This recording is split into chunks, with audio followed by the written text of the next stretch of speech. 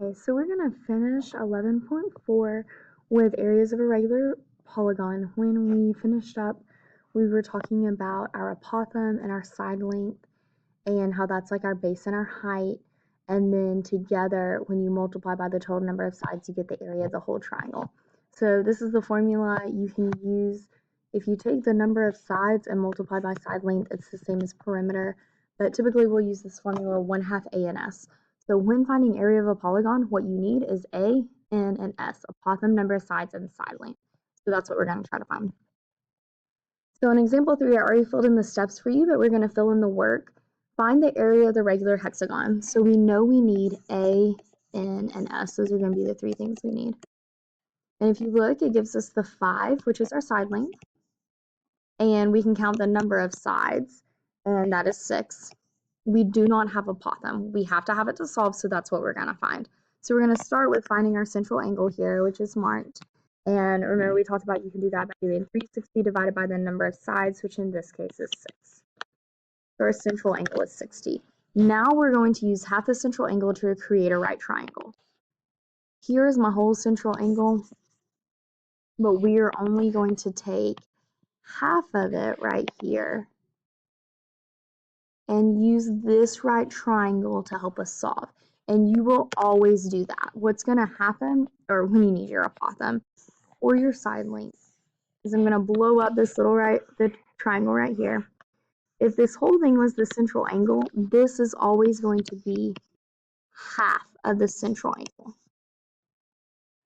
If this is the side length, then this now is half the side length. So I'm going to call it half s. Normally I'll actually use x when I'm calculating. This part right here goes from the center to the vertex, which we know to be the radius. And then we've already talked about how this height of the triangle is the apothem because it goes from the center to the side. This is what your right triangle will always look like. Half the central angle, radius is your hypotenuse, apothem is the height, and then half the side length as the base. So we're going to draw that in here and solve on this one. So my hypotenuse is my radius. I don't know what that is. I do know what half the side length is, right? We have our side length is 5, so this is 2.5. I don't know my apothem. That's what I'm trying to solve for. And so I need my angle. My central angle is 60, so this angle is 30. Now you can use special right triangles, or you can use trig. From my 30-degree angle, this is opposite. From my 30-degree angle, this is adjacent. O and A, SOHCAHTOA, I'm going to use tangent. So we're getting into step 3, solve your right triangle. Solving your right triangle means find everything. You won't actually need everything. You need whatever you're missing on this list. So in this case, our apothem, which is what we're going to solve for. I'm going to do tangent of 30 equals opposite over adjacent. I want to solve for A, so I'm going to swap, and A is 2.5 over tangent 30.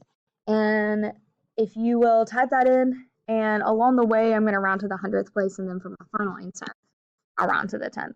So when I type that in for the apothem, I get 4.33. So now we've identified our side length and apothem, which is what we needed to find.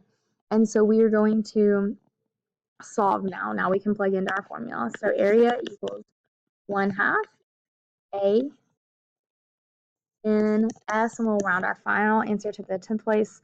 So 1/2 A in S, we type that in and we get 64.95, which is approximately 65, and it's still area, so it's going to be meters squared. So 1/2 A in S, you might have to use your right triangle here to find your A or your S. Okay, we're going to do another one. Same thing, but I'm not going to write out all the steps this time. So we need our A and an S. You should always have your N. And so N here is 5. I don't have my side length. I don't have my apothem. What I do have, however, is my radius, and so we're going to use that. So we'll start with finding our central angle.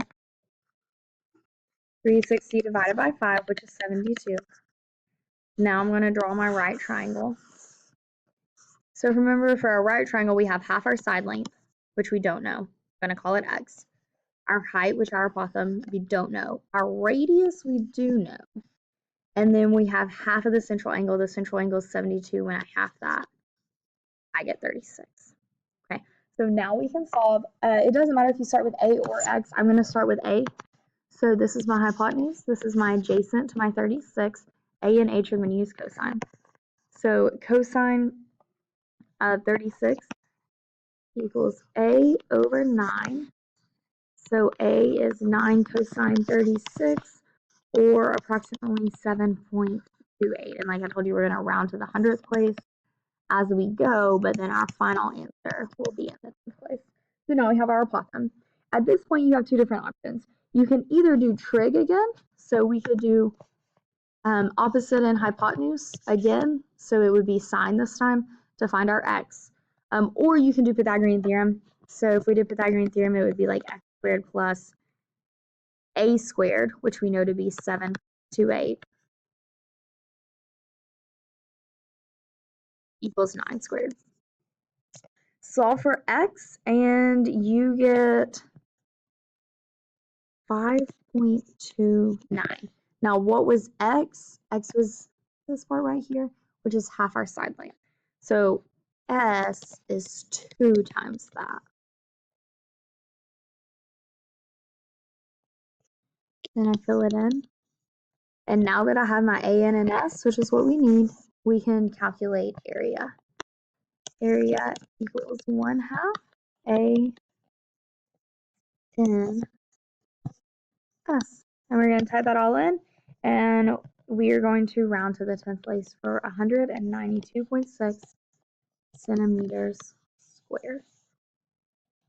Now what I want you to do is pause and work both of these problems. It is absolutely vital that you actually work these problems because you really need practice, because these can be kind of tough. And then check yourself once you finish. Okay, hopefully you've worked it, and I'm going to just walk you through it quickly. You can check yourself. We had our n and s, we needed our a, so we found our central angle of 60, divided it to get 30, divided our side length, and did tangent to find apothem, then did 1/2 a and s. Here we had our n and our r, we needed our a and our s, so we did 360 divided by 5 to find the central angle. Then we did that divided by 2 to find my little right triangle. Hypotenuse is radius. I needed apothem, so I used cosine. Once I had that, I did Pythagorean theorem to find x, but x is half the side length, so we had to do 2 times x to get the side length 1/2 a and s. I know these problems are a little long, but they're, once you practice, there's 2 different types and they work the same way. You just need to make sure you know what you find. Your right triangle always works the same way. So pause those, copy that down, fix it, and let me know if you have any questions. Okay, so moving on to a different type problem. These are our composite functions, and the composite was where it's like more than one thing added together. And so we are going to, it's like our composition transformations, which is more than one transformation back to back. This is more than one shape back to back. You just need to split it up into the different shapes that you know. So we have a pool here, and we want to know the area of the surface of the pool. So we were trying to find area. We want to see what shapes we see. So I see half a circle here, and I see half a circle here. Together, half a circle and half a circle makes a full circle.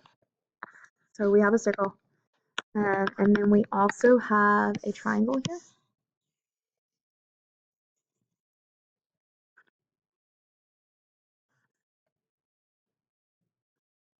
And then we have a rectangle in the middle. Okay. So if we can find all 3 of those and add them up, we've got it. So let's do the area of the circle first. The formula is pi r squared, but we have to find our area. We know this height is 16, so diameter is 16. Radius is 8, so the area of the circle is pi 8 squared, which is approximately, and we're going to carry it out to 4 decimal places, carry it out as far as possible for them, and then we'll round at the end. Triangle is 1/2 base times height. I'm going to turn it so that my right angle is right here. So this is going to be my base, which is 32, and this is going to be my height, which is 15. Remember, on a right triangle, your 2 legs are the base and height because they form a right angle. So 1/2 base and height, and that gives us 512. And then for the rectangle, it's the base times height, the base being 32, and the height here being that 16 number. Oh, I'm sorry. I didn't actually do the calculations. This is 512. And then the 1/2 times 32 times 15 is 240. Now if we take all three of these, circle plus triangle plus rectangle, and add them all together, we get 953, and when we round to the 100th, 0.06, our unit was all in feet squared, and that is our final answer. So I want you to pause it, and then I'm going to let you do this one, and then you can check back, and let's see if we need to make any corrections. So do that now. Okay, so you might have seen a triangle, triangle, rectangle, and a semicircle totally fine, but this top actually makes a trapezoid, so that made it a little bit easier. You should have gotten the same answer either way, but I did 1/2 height times b1 and b2. Then this is a semicircle, so it's power squared, but half of the power squared. Added those together, and that was your answer. Okay, almost done. Find the area of the shaded figure. So we are going to need to do the area of the big rectangle, which is the blue part, minus the area of the small rectangle, which is the white part. So blue minus white, because we only want the blue, so we're going to take away the white.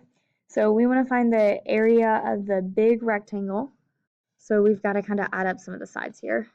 If this is 25 and 20 and 25, then I get 70. This is 25 and 100, and then you have this 25 over here again, you get 150. So as a note, that was 25, 100, and then 25 again. This was the 25 up top, and then the 20, and then the 20. Okay, so I have 70 and 150 on my big. And I'll multiply those, so that's my area of the big, and then I'm going to subtract my white. And so the white is just on the inside, it's 100 by 20. And when I subtract those, you get 8,500 feet squared. I know the next one is not your track your progress, but we're going to pretend like it is. So pause it, work it, and then check back. Okay, so hopefully you've worked it and you can check it. We're going to find the wall around the fireplace. So we want like everything but the fireplace. So we're going to do the wall minus the fireplace. The wall is a rectangle, 18 times 10. And then for the fireplace, it's the 6 times 4. Subtract those, and 156, it's still area, so feet squared. Good job.